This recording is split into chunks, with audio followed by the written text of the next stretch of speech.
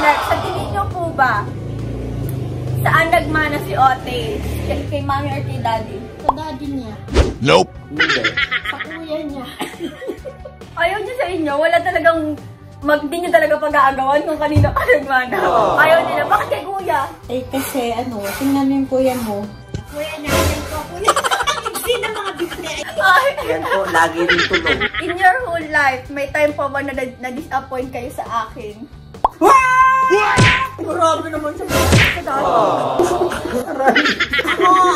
comment. Bakit? No comment. Next question. What attitude of Fatima that you don't like? You don't like.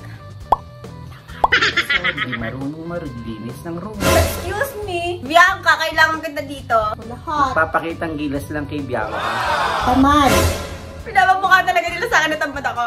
Paano mo napasagot si Venus Marie nung nililigawan mo pa lang siya? Maliit na bagay. Kapal ng mukha mo. Ano? Binigyan ko lang siya ng troll. Yung manikang maliit.